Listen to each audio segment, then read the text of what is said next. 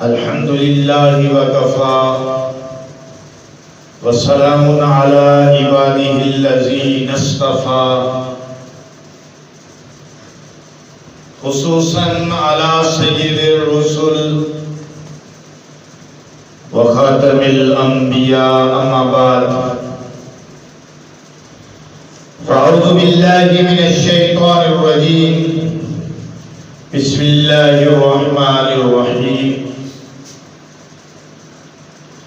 هو الذي أرسل رسوله بالهدى ودين الحق ليظهره على الدين كله وكفى بالله شهيدا محمد رسول الله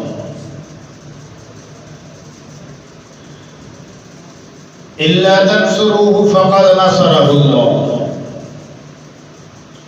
إذ أخرجه الذين كفروا ثاني اثنين إذ هما في الغار إذ يقول لصاحبه لا تحزن إن الله معنا صدق الله العظيم وصدق رسوله النبي الكريم الأمين والصلاة والسلام على سيد الأنبياء والمرسلين وخاتم النبيين وعلى آله وأصحابه وأهل بيته وأزواجه أجمعين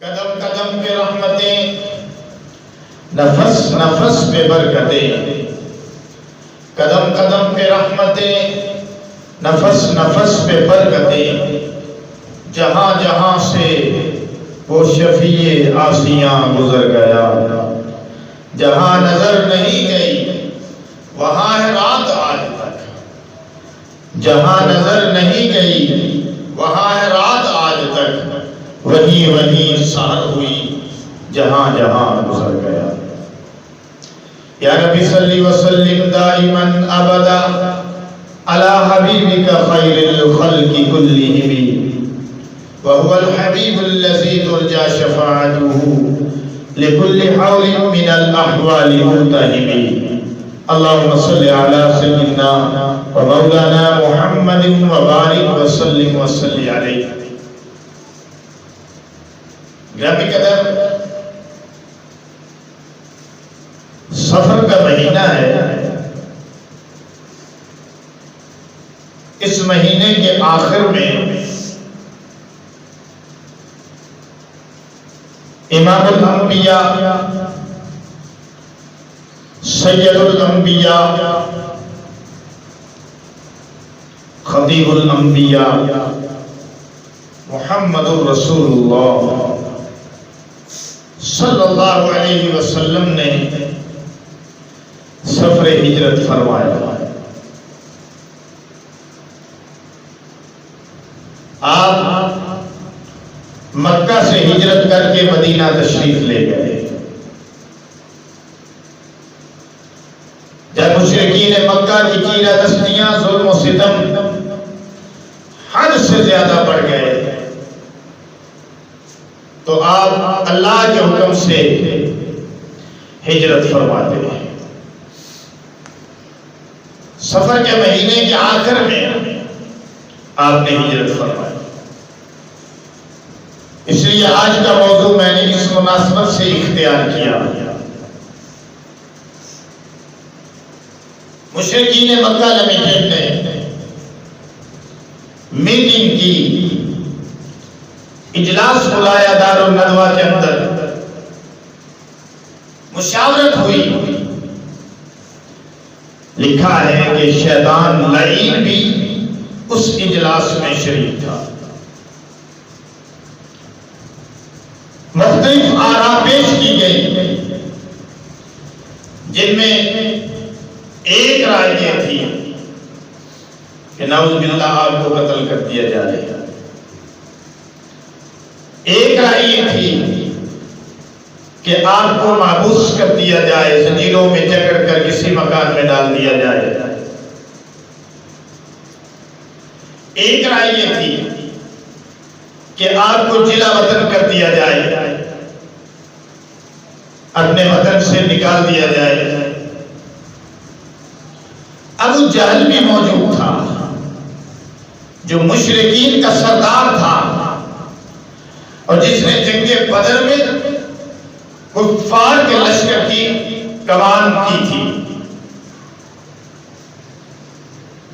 ابو جہل نے کہا کہ نہیں، اس طرح نہیں، بلکہ میں تمہیں ایک رائے دیتا ہوں، اور وہ یہ ہے کہ ہر قبیلے کا ایک فرد چنا جائے، ایک سردار چنا جائے،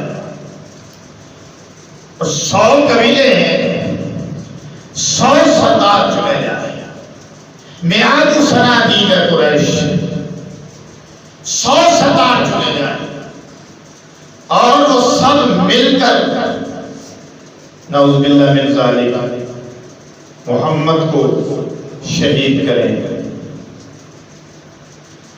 اس طرح کسی ایک قبیلے پر اس کی ذمہ داری بھی نہیں ہوگی اور ہمارا کام بھی ہو جائے گا، کیونکہ وہ سمجھتے تھے کہ حضور کی تبلیغ، حضور کی مسائل، حضور کا مشن آہستہ آہستہ کامیاب ہو رہا ہے، اور اس سے بہت زیادہ گھبرائے ہوئے تھے، اور آ کر انہوں نے یہ انتہائی قدم اٹھا لیا، یہ انتہائی قدم تھا۔ ادھر ان کی یہ میٹنگ ہوئی ہے، اور ادھر اللہ پاک نے اپنے نبی محمد عربی صلی اللہ علیہ وسلم پر اس راز کو فاش کر دیا ہے۔ وَإِذْ يَمْكُرُ بِكَ الَّذِينَ كَفَرُوا، جب کافر لوگ آپ کے بارے میں تدابیر کر رہے تھے، پلانی کر رہے تھے، يُثْبِتُوكَ أَوْ يَقْتُلُوكَ أَوْ يُخْرِجُوكَ، یا آپ کو نعوذ باللہ قتل کر دیا جائے، یا آپ کو قید کر دیا جائے، یا آپ کو جلا وطن کر دیا جائے۔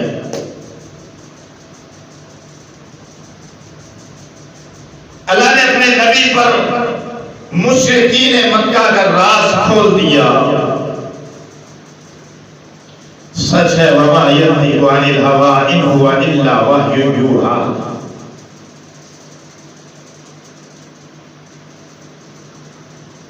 حضور علیہ الصلوۃ والسلام پر راز کھل گیا۔ آخر وہ وقت آ گیا کہ جب 100 مشرکین مکہ کے قبائل میں سے جو چنے گئے لوگ، وہ حضور کے گھر کا، بیت نبوت کا محاصرہ کر لے گئے۔ ننگی تلواریں ان کے پاس ہیں، تلواروں کو لہراتے ہوئے بیت نبوت کا محاصرہ کر لیتے ہیں۔ گھر کے اندر یہ نبی ہے یا علی ہے؟ علی حضور سے فرماتے ہیں یا رسول اللہ، دنیا کے بھوکے مشرک آ گئے۔ حضور نے فرمایا علی، مشرک تو اب آئے ہیں، میرا اللہ پہلے سے موجود ہے۔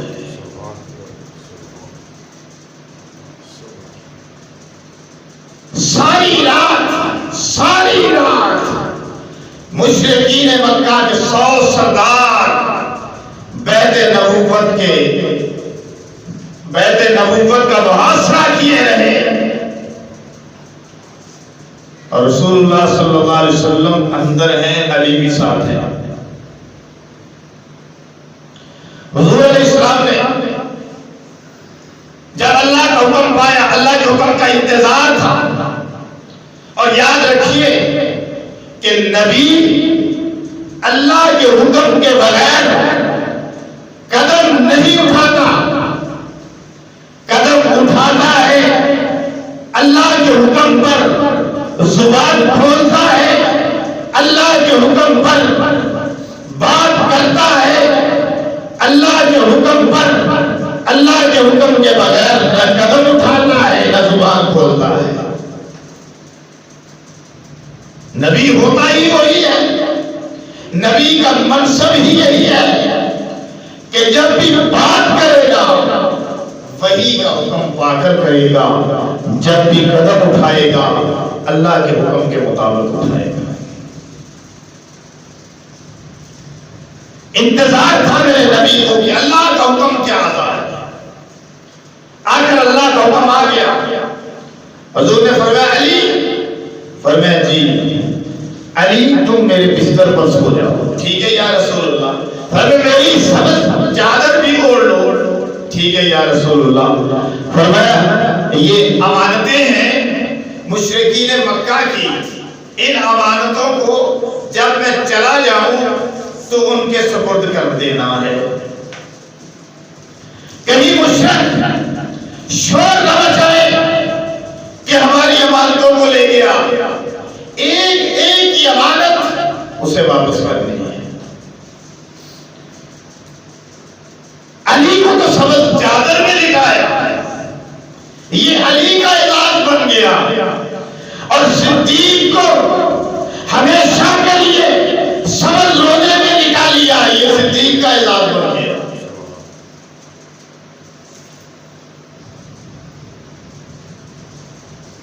حضور علیہ السلام نکلے ہیں، اللہ نے فرمایا آپ نکلے، حضور نکلے، اللہ مشرک موجود ہے، تعداد بڑی ہے، ہاتھوں میں تلواریں ہیں، لہرا رہے ہیں، ننگی تلواریں ہیں، کیسے نکلو؟ اللہ نے فرمایا سورہ یاسین پڑھتے ہوئے نکلنا تیرا کام ہے، اور سارے کافروں کو اندھا کر دینا میرا کام ہے۔ علی کا اعزاز کرم اللہ وجہ، علی کا اعزاز کہ سبز چادر میں، علی کا اعزاز کہ مشرکین کی امانتوں کا امین بن گیا، یہ علی کا اعزاز ہے۔ لوگوں کی امانتیں علی کے سپرد ہیں۔ اللہ میں اپنی جان کو کہاں لے کر جاؤں، اس امانت کو کس کے سپرد کروں؟ فرمایا صدیق کے گھر چلو نا۔ آج نکلے ہیں اور کافروں کو پتہ ہی نہیں چلا، یوں جیسے سارے کافروں کے سر میں مٹی ڈال دی، کافر ساری رات جھک مارتے رہے، نبی سورہ یاسین پڑھتا ہوا نکل گیا، کافروں کو پتہ بھی نہیں چلا، ایک دوسرے سے کہنے لگے، ایک دوسرے سے پوچھنے لگے کہ یار اندر تو دیکھو نا، اندر دروازے کے اندر سے جب جھانک کر دیکھتے ہیں تو کیا دیکھتے ہیں کہ سبز چادر میں ایک آدمی لیٹا ہوا ہے۔ اب غلط فہمی میں پڑ گئے، غلط فہمی میں پڑ گئے، سبز چادر میں علی ہے، انہوں نے نبی سمجھا، سبز چادر میں علی ہے نبی سمجھا، غلط فہمی میں پڑ گئے، علی علی ہے، نبی نبی ہے۔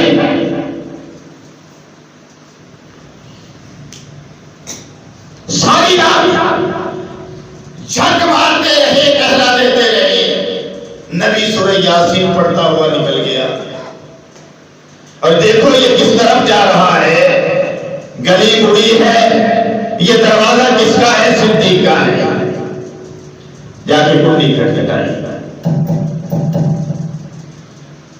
دروازہ کھلا، آپ اندر تشریف لے گئے، آنکھوں آنکھوں میں سفر کے خاکے تیار ہو گئے۔ لکھا ہے کہ نہ حضور نے بتایا کہ کدھر جانا ہے، نہ صدیق نے پوچھا کہ کہاں جانا ہے، آنکھوں آنکھوں میں سفر کے خاکے تیار ہو گئے، بیٹی نے ناشتہ تیار کر دیا، حضور نے فرمایا صدیق، فرمایا جی یا رسول اللہ، صدیق چلنا ہے، جی یا رسول اللہ، پوچھنے کی گنجائش ہے، انکار کی گنجائش ہے، استفسار کی گنجائش ہے، سوال کی گنجائش ہے، اگر سوال ہو گیا تو عشق کہاں رہ گیا؟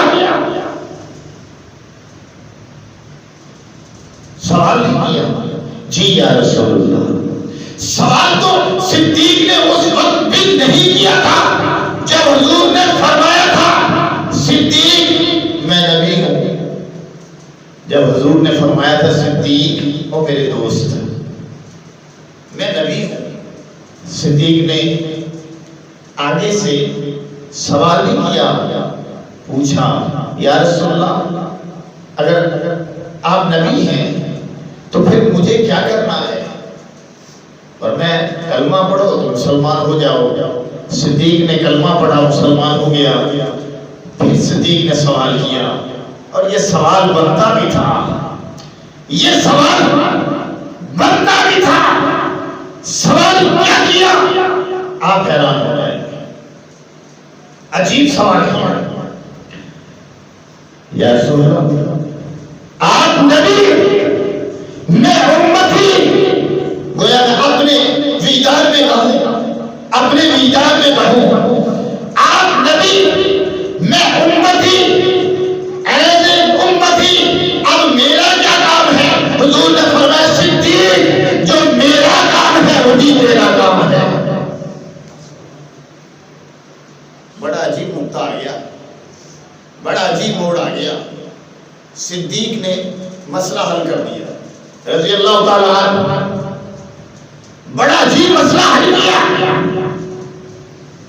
یا رسول اللہ میرا کیا کام ہے؟ بطور امتی کے صدیق اپنے نبی سے پوچھتا ہے میرا کیا کام ہے؟ نبی فرماتا ہے جو میرا کام ہے وہ تیرا کام ہے۔ صدیق امتی کی حیثیت سے ہے، میں سمجھتا ہوں صدیق نے اپنے لیے سوال نہیں کیا، بلکہ صدیق نے ساری امت کی نمائندگی کرتے ہوئے پوچھا ہے کہ یا رسول اللہ آپ کی امت کا پھر کیا کام ہوگا جو آپ پر ایمان لے آئیں گے؟ حضور نے فرمایا جو میرا کام ہوگا وہی امت کا کام ہوگا۔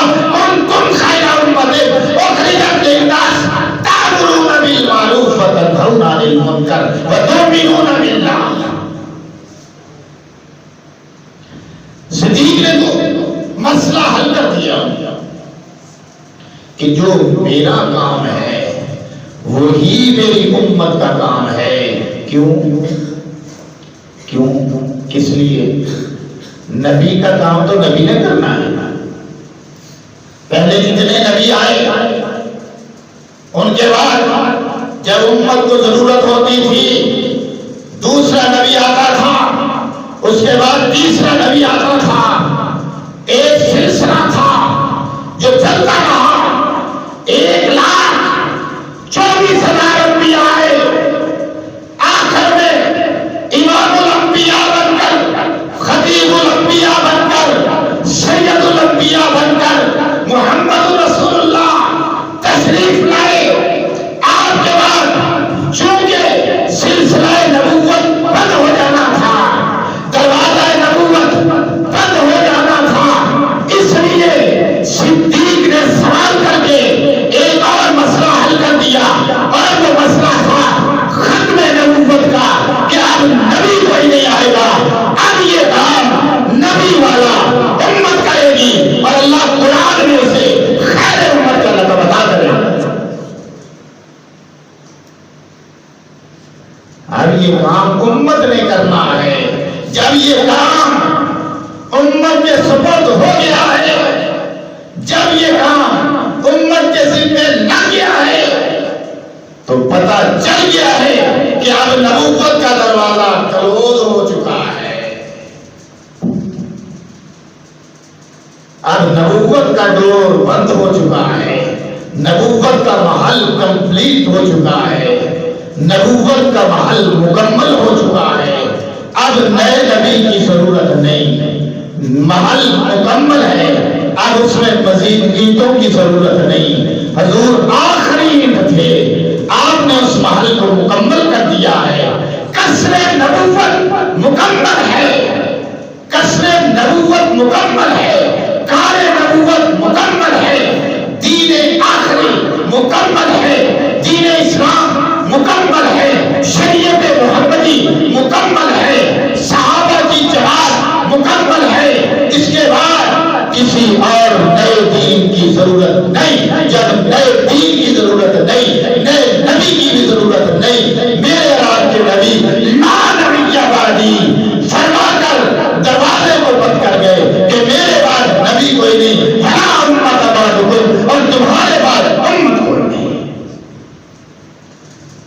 کے بعد نبی کوئی نہیں اور اس امت کے بعد امت کوئی نہیں، اس لیے اس امت کو خیر امت کا لقب اللہ نے قرآن میں عطا کر دیا۔ آج میں یہ کہنا چاہتا ہوں کہ نبی صدیق کے دروازے پر ہے، آنکھوں میں سفر کے کھاتے تیار ہو چکے ہیں۔ آپ کی بیٹی اسماء بنت صدیق ناشتہ تیار کرتی ہے، اس کو دوسرے دان کے اندر باندھتی ہے، اور جب باندھ رہی ہے تو رسی کی ضرورت پڑ گئی ہے، اب رسی موجود نہیں، صدیق کی بیٹی اسماء اپنے دوپٹے کو پھاڑتی ہے اور دوپٹے کو پھاڑ کر اس کی رسی بناتی ہے، اور رسی بنا کر دوسرے دان کو جو ہے اس کو جو ہے کس دیتی ہے، دوسرے دان کو کس دیا ہے، تیار کر کے اپنے باپ کو اس کے حوالے کر دیا ہے۔ حضور یہ ساری بات، یہ سارا جو سلسلہ ہے یہ دیکھ رہے ہیں، آپ بڑے خوش ہوئے، آپ نے جاتے ہوئے اسماء کو ذات النطاقین کا لقب عطا فرما دیا۔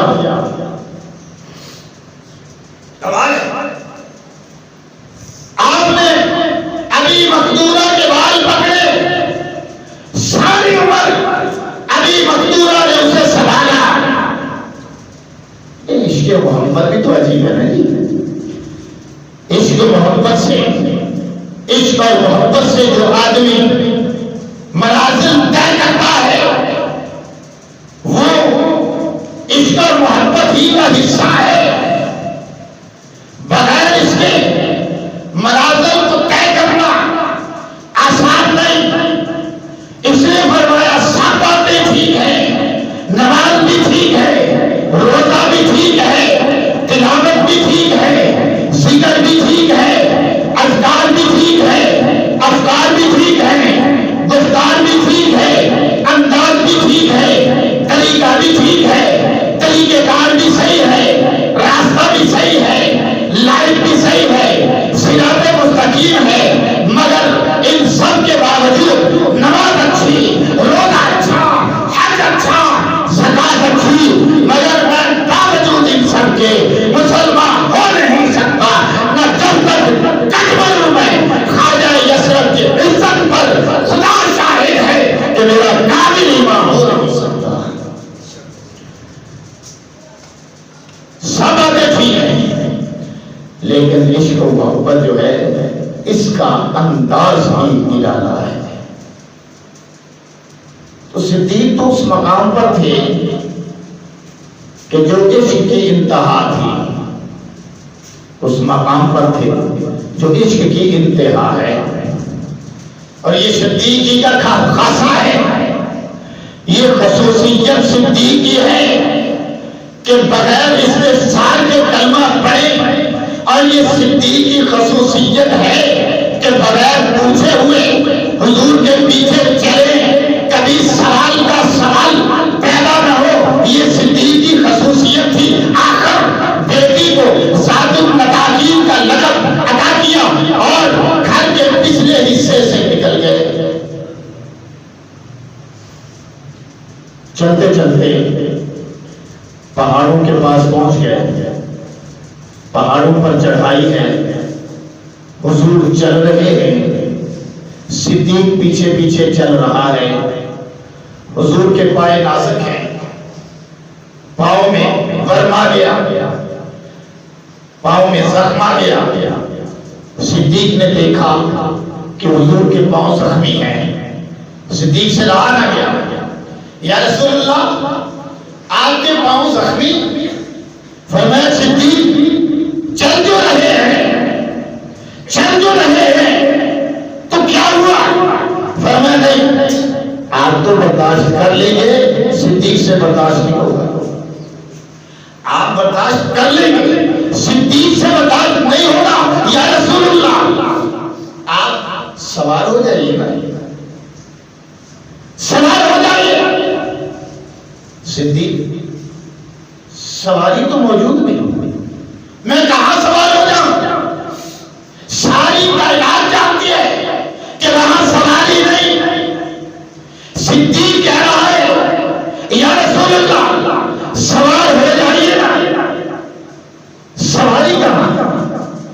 صدیق نے فرمایا میں حاضر ہوں، میرے کندھے حاضر ہیں، آپ میرے کندھوں پہ سوار ہو جائیں، میں سواری بن جاتا ہوں، آپ سوار ہو جائیں۔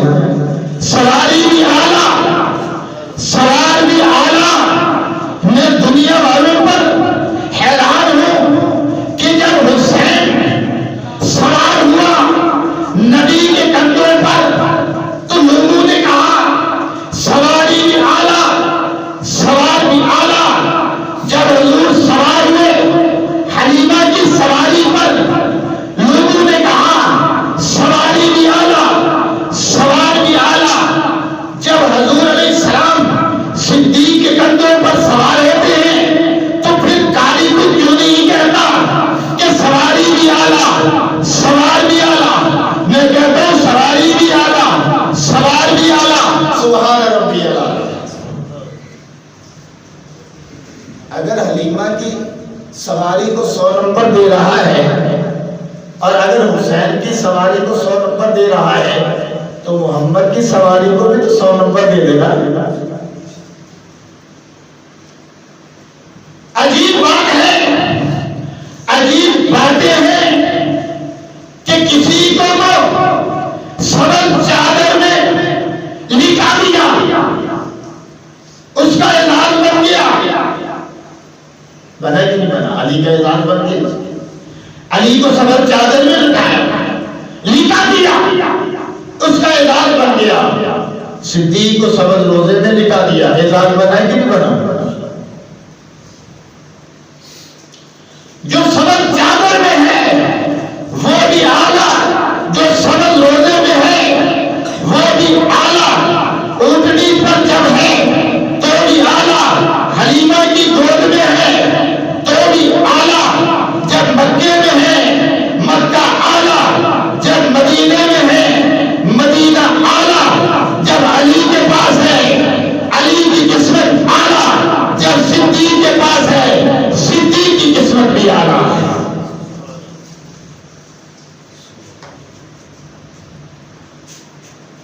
سوار ہو جائیے۔ حضور سوار ہو گئے، صدیق سواری بن گیا، آپ کو لے کر سفر طے ہو رہا ہے، سفر طے ہو رہا ہے۔ آخر غار ثور آ گئے، غار ثور پہ ٹھہر گئے۔ یا رسول اللہ جی، فرمایا آپ یہیں پہ ٹھہرے نا ذرا۔ کیوں؟ میں غار کے اندر جاتا ہوں اور میں غار کا جائزہ لیتا ہوں اور غار کی صفائی کرتا ہوں۔ حضور نے فرمایا تو کیوں جائے گا؟ فرمایا اس لیے کہ غار میں میں جاؤں گا تو میری خیر ہے، اگر کسی موذی چیز نے مجھے ڈس لیا تو میں تو ایک عام امت ہی ہوں، مجھے تو کوئی مسئلہ نہیں ہے نا، کوئی پرابلم نہیں ہے۔ لیکن اگر آپ کو کسی موذی چیز نے ڈس لیا تو امت کا کیا بنے گا؟ امت تو برباد ہو جائے گی۔ اس لیے میں جاتا ہوں، آپ نہیں۔ آقا آپ ہیں، غلام میں ہوں۔ غلام کا کام ہے کہ پہلے جائے، صفائی کرے، دیکھے، ماحول کو صاف کرے، ماحول کو سازگار بتا۔ غار میں اتر گیا، جب آپ غار میں اترے صفائی کی، غار کی جھاڑو دیا، غار کے اندر صفائی کر کے 2 سوراخ تھے وہ رہتے رہے، باقی سوراخوں کو اپنی چادر سے اپنا پھاڑا اس کو اور اس سے سوراخوں کو بند کر دیا۔ ایک سوراخ باقی، ایک اور باقی۔ حضور آپ تشریف لے آئے۔ اس موقع پر علامہ حلبی فرماتے ہیں عجیب نکتہ سامنے آتا ہے، وہ یہ ہے کہ صدیق غار میں پہلے داخل ہوئے، نبی بعد میں۔ صدیق پہلے غار میں، نبی بعد میں۔ فرمایا اس سے نکتہ یہ نکلتا ہے کہ دل کے غار کے اندر پہلے صدیق آئیں گے، پھر نبی آئیں گے۔ نہیں آئے گا، اس دل میں نبی کی محبت بھی نہیں آئے گی۔ بیشتر جو داخل ہوئے صدیق غار میں، تو اس میں نکتہ ہے کہ جب تک صدیق دل کے غار میں نہیں آتے اس وقت تک نبی بھی نہیں آتے، اور جب تک صدیق کی محبت نہیں آتی نبی کی بھی نہیں آتی، جب تک صدیق کی علمت نہیں آتی نبی کی بھی نہیں آتی۔ نبی ساتھ ساتھ ہے، صدیق ساتھ ہے، کیوں؟ اس لیے کہ قرآن نے دونوں کو ساتھی کو کہہ دیا ہے، جو بچپن کا بھی ساتھی، جو لڑکپن کا بھی ساتھی، جو جوانی کا بھی ساتھی، جو صاحب ایمان جب نبوت کا کیا اعلان سب سے پہلے مدعو میں ایمان لانے والا وہ اس وقت بھی ساتھی، اور جب غار کا جب ہجرت کا موقع آیا تب بھی سارے صحابہ میں سے جس کا چناؤ ہوا ہے، اور چناؤ میں سمجھتا ہوں نبی نے تو کیا ہی ہوگا، لیکن نبی سے پہلے خدا نے کیا ہوگا۔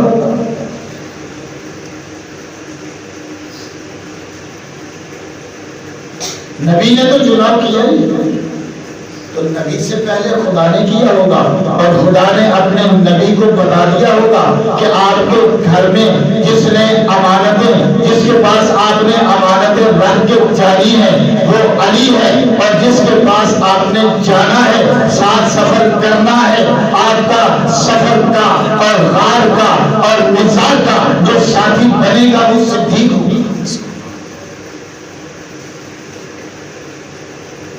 اِذْهُمَا فِي الْغَارِ ایسے تو نہیں فرما دیا نا، اِذْهُمَا فِي الْغَارِ۔ اب اس آگے چل کے اس سے بات کرنی ہم نے۔ صدیق داخل ہوا غار میں، صفائی کی، 2 سوراخ رہ گئے، فرمایا یا رسول اللہ تشریف لے آئیے، حضور اندر تشریف لے آئیے۔ صدیق بیٹھ گیا، کیسے کر کے صدیق بیٹھ گیا، یہ گود ہے، اپنی گود میں نبوت کا سر رکھا، کس کا؟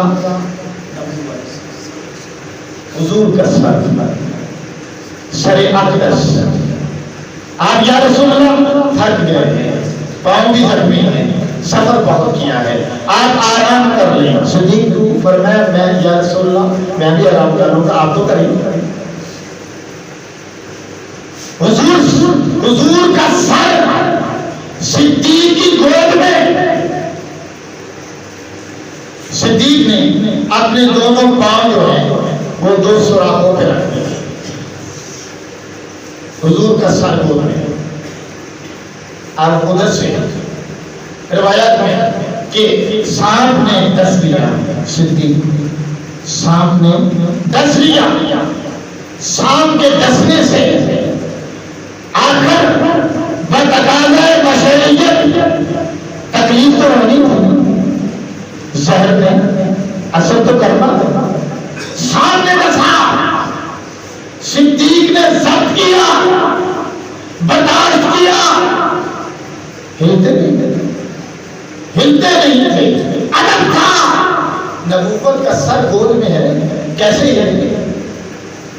لیکن جب سانپ کا زہر اثر کیا، جب اس کی تکلیف بڑھی، صدیق کی آنکھوں سے آنسو نکلے، آنکھوں سے آنسو نکلے، آنسو گرم گرم ہے، نبی کے رخسار پہ آنسو گرے، حضور کو جاگ آ گئی۔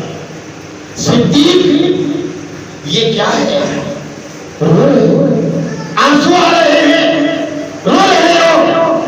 یا رسول اللہ یہ سوراخ تھے، کپڑا نہیں بچا تھا ان کو بند کرنے کے لیے، میں نے ایڑیاں رکھ دی، یا رسول اللہ لگتا ہے کہ کسی موذی چیز نے ڈس لیا ہے۔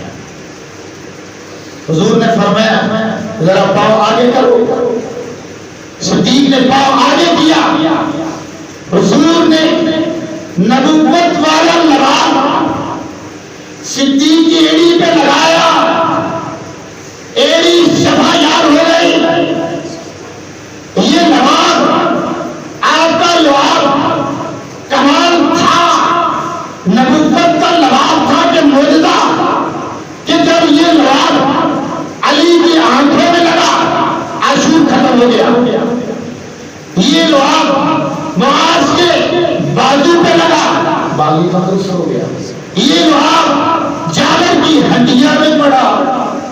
برکت آ گئی.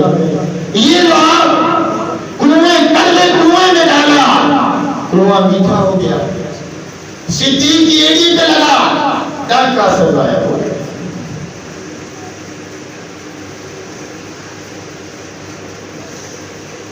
صدیق کا اعزاز اللہ اس موقع پہ فرماتے ہیں, ثانی اثنین اذ ہما فی الغار, وہ دو ساتھی ایک اور دوسرا غار میں تھے.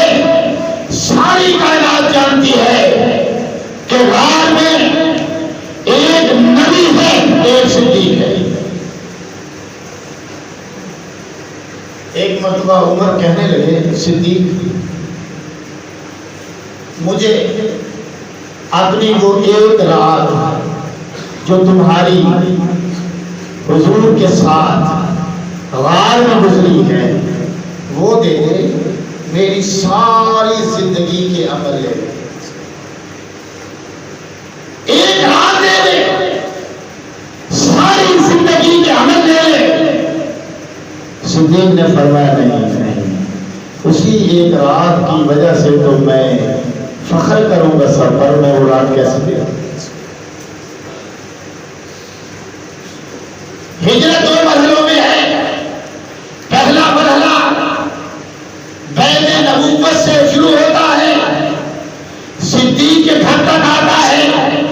صدیق کے گھر سے یہ سلسلہ چلتا ہوا پہاڑوں کو طے کرتا ہوا غار ثور تک آتا ہے, اور غار ثور میں 3 راتیں گزار کر پھر اگلا مرحلہ شروع ہوتا ہے. اب غار ثور ہے اور اس میں نبی ہے, صدیق ہے, جس کو قرآن نے کہہ دیا اور صدیق کا اعزاز بن گیا اذ ہما فی الغار. ثانی اثنین اذ ہما فی الغار اذ یقول لصاحبہ لا تحزن ان اللہ معنا. ثانی اثنین 2 ہیں غار میں, دونوں دوست ہیں, اور جب وہ اپنے ساتھی سے کہتا تھا, نبی اپنے ساتھی یعنی نبی صدیق سے کہتا تھا اذ یقول لصاحبہ, جب وہ اپنے صاحب سے کہتا تھا. صاحب کون ہے؟ صدیق. صاحب کا معنی ہے ساتھی, صاحب کا معنی دوست. جب اپنے دوست سے کہتا تھا, یہ کون کہہ رہا ہے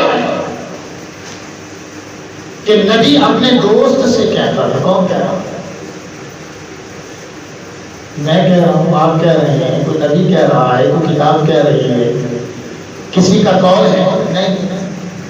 اللہ فرما رہے ہیں, میں نہیں, آپ نہیں, کتاب نہیں, خبر نہیں.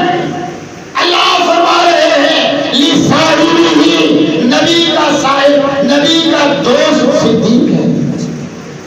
جس کو قرآن نبی کا دوست کہے اس کی دوستی میں ساری کائنات بدل سکتی ہے, دوستی میں شک.